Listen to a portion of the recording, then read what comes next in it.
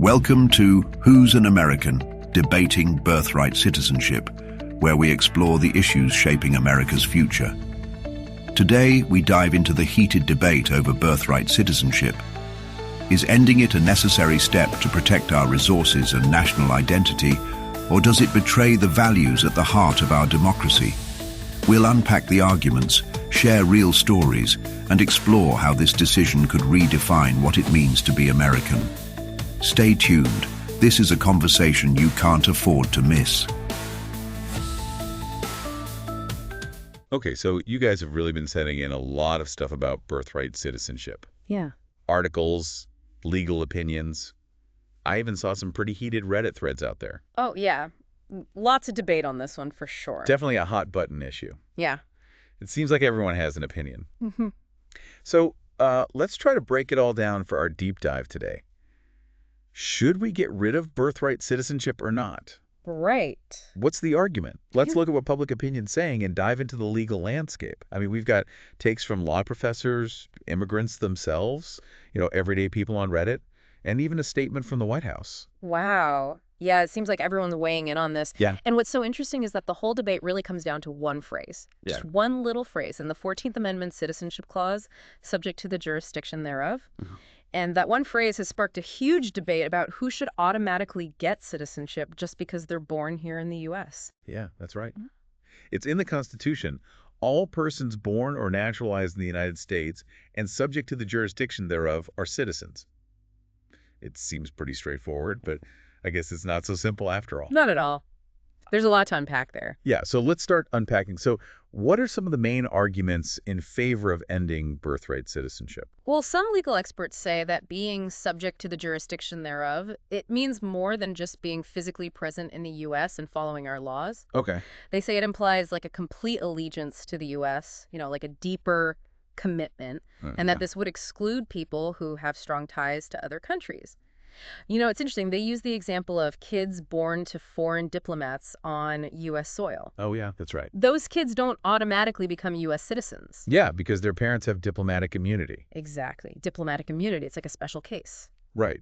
But couldn't you argue that diplomatic immunity is kind of a unique situation? Yeah. I mean, how would this apply to, say, undocumented immigrants? They're still subject to U.S. law while they're here. Okay, so that is where things get a little more complicated. Yeah. People who want to end birthright citizenship say that the very presence of undocumented immigrants is illegitimate. Okay. Meaning they and their children can't truly be subject to the jurisdiction in the same way that, citizens are. That's a pretty strong argument. Yeah. What about the historical context? Right. A lot of people say the 14th Amendment was specifically written to grant citizenship to formerly enslaved people after the Civil War, right? Exactly. So wouldn't changing its meaning now completely undermine that historical purpose? That is a key argument against ending birthright citizenship. Yeah. People who oppose it say that the 14th Amendment is crystal clear. All persons born are citizens. That's it. Yeah. No room for interpretation or excluding anyone based on who their parents are. They worry that changing that would set a really dangerous precedent and could even disenfranchise a whole group of people. Yeah, and I imagine there's some practical concerns too, right? Like, how would we even keep track of parentage and immigration status to see who's eligible for birthright citizenship? Oh, absolutely. Wouldn't that be a huge burden on our social services? It would be a logistical nightmare, to say the least. Yeah. We'd have to create whole new systems to verify parentage and immigration status, probably lead to massive backlogs. You can imagine all the paperwork and bureaucracy. Totally. And then there's the cost, right? More people, more funding. Yeah. Not to mention all the potential for errors and abuse. So it sounds like trying to change this could really open a can of worms. Yeah. So what's the public saying about all this? I mean, you mentioned those Reddit threads. Right. It seemed like people were pretty divided. Public opinion is definitely split right down the middle on this one. You have people who are really concerned about how America is changing, and they feel like birthright citizenship is being exploited. It needs some kind of reform. They're worried about the strain on resources, the potential for fraud, and how it's impacting our national identity. Okay. And what about the other side? Well, they see birthright citizenship as a core American value, a cornerstone of equality and opportunity. Yeah. They say that ending it would create a class of stateless people, Right. undermine the 14th Amendment's historical purpose, and betray the very ideals that America stands for, not to mention all the logistical and ethical nightmares that we just talked about. Right. So we got this really interesting clash. Like this issue is tapping into deeper anxieties about who we are as a nation and how America is changing. Did any personal stories from those Reddit threads stand out to you? Yeah, one that really stuck with me was a woman who was sharing how anxious she was about her child's citizenship status. She found out that her partner had been living in the U.S. illegally. Oh, wow. And it just really hit me. It shows the human cost of these policy debates. We're not just talking about abstract legal concepts here. We're talking about real families and real lives. Yeah, absolutely. And that's what makes this deep dive so fascinating.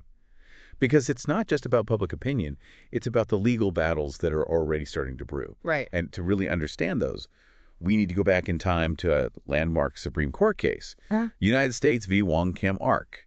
Back in 1898, the court said that a child born in the U.S. to Chinese immigrants was a U.S. citizen. Yeah. It set this precedent for a pretty broad interpretation of the 14th Amendment Citizenship Clause. Right.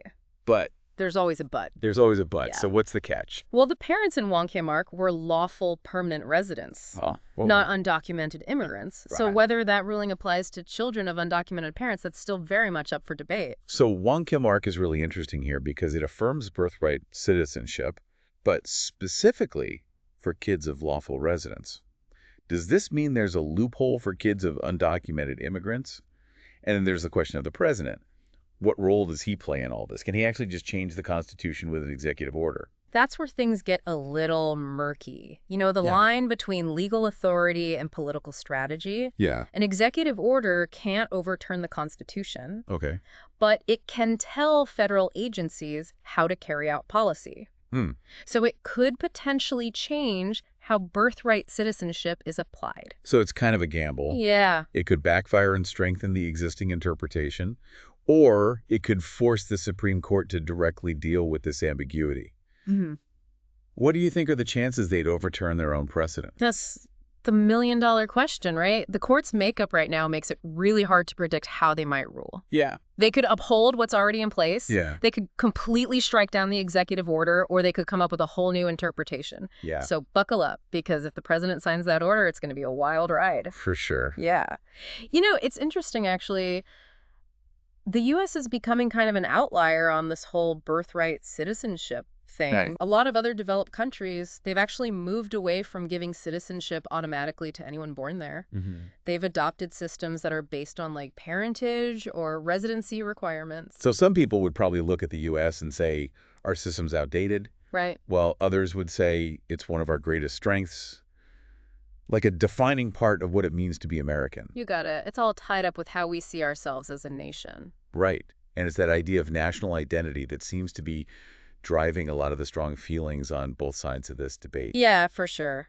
I keep thinking about those Reddit threads we talked about earlier. Yeah. It seems like people on both sides have some pretty deep anxieties about all this. Absolutely. One side, you have people who are really worried about the burden on social services.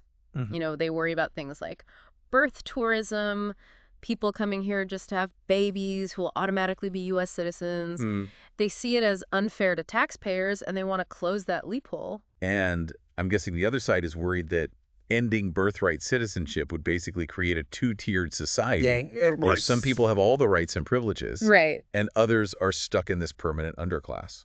They're afraid it would trap kids in this legal limbo, denying them opportunities and perpetuating these cycles of poverty.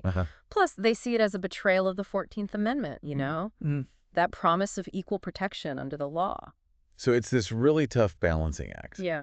We've got legitimate concerns about immigration, but we also have to protect the fundamental rights of every individual. For sure. It's a tough one. And I imagine that tension plays out in the legal arguments, too. Oh, it definitely does. Yeah. We've talked about Wong Kim Ark. Right. But there are other Supreme Court cases that could come into play here, too, like Plyler v. Doe in 1982. Okay. That case established that undocumented children have a right to public education. Oh, and that ruling could actually be used to argue that denying citizenship to children born in the U.S. to undocumented parents, that would violate their constitutional rights. So even if the president tries to change things with an executive order, right, it might not even hold up in court. Right. It's a gamble, for sure. It sounds like this issue is going to be tied up in legal battles for years to come. Yeah, most likely. And it's not just about legal precedents either. It's about the practical implications of enforcing these changes. Imagine trying to actually track parentage and immigration status for every single baby born in this country. Oh, man. It would be a mess. So expensive and complicated, Yeah. and tons of room for error and abuse. Let's not forget about the human cost. Right. I mean, think about the families that could be torn apart. Yeah. The children who would grow up stateless, It's tough. the fear and uncertainty that would just hang over entire communities. It's a lot to consider. Absolutely. This isn't some abstract thought experiment. Right. These are real people's lives. And we have to approach this issue with a really clear understanding of the potential consequences, both the ones we intend and the ones we don't. I think that's a really good point. Yeah. So I think we've done a pretty good job laying out the arguments for and against ending birthright citizenship. Yeah. We've looked at public opinion, Uh-huh. and we've dug into the legal complexities, but I still feel like we're just scratching the surface here. What else should we be thinking about? Well, one thing we haven't really touched on yet is the global perspective. We mentioned that a lot of other countries have moved away from this unrestricted birthright citizenship thing. Right. So what can we learn from their experiences? What are the pros and cons of different approaches? Yeah, that's a good point. Yeah. We've been so focused on the U.S. side of things that we haven't really looked at how other countries have handled this. Hmm. And I'm also curious about the long-term implications of any changes to birthright citizenship. Yeah. How would it affect our national identity, our economy, our social fabric? I mean, these are huge questions. They are. And we have to remember that whatever decision we make today, it's going to have ripple effects for generations to come. Right. We need to be really careful, weigh the potential consequences, and have a thoughtful and nuanced discussion about the kind of future we want to create. So where do we go from here? We've identified the arguments. We've looked at the history, the legal precedents, the public's anxieties. What are the key takeaways for our listeners? Yeah. What should they be thinking about as they grapple with this issue? Well, I think the most important thing is to realize that this isn't a black and white issue. Yeah. There are legitimate concerns on both sides. Absolutely. We need to acknowledge those concerns, have real conversations, and avoid these simplistic solutions or, just trying to scare people. Right. We need to think critically about the information we're getting, Yeah. question our assumptions, and try to see things from different perspectives. Yeah. And remember that this is ultimately about people, Yeah. their lives, their families, their hopes and dreams. It's about what kind of America we want to be. Right. A nation that embraces its diversity. Upholds its values and ensures that everyone has a chance to succeed. Or a nation that turns its back on its own history and hides from the world in fear and division. That's the choice we have to make. It is. And it's a choice that will shape the future of our country for generations. It really will. All right, so we've talked about the arguments, the legal stuff, and all the public anxieties.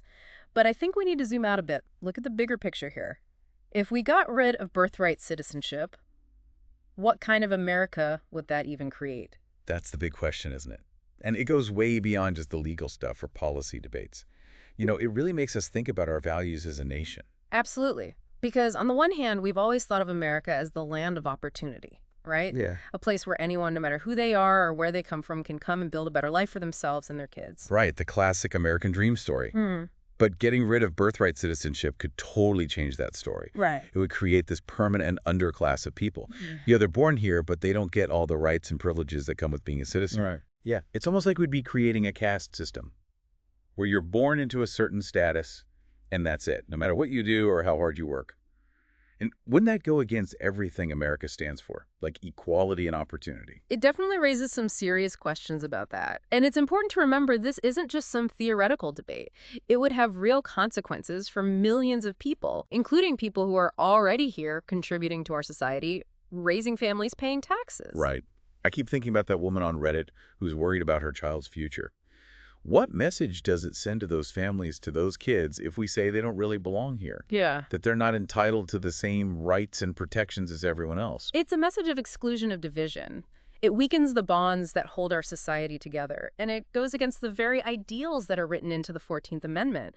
The amendment that was meant to guarantee equal protection for everyone born in the United States. And we can't forget about the practical side of things either.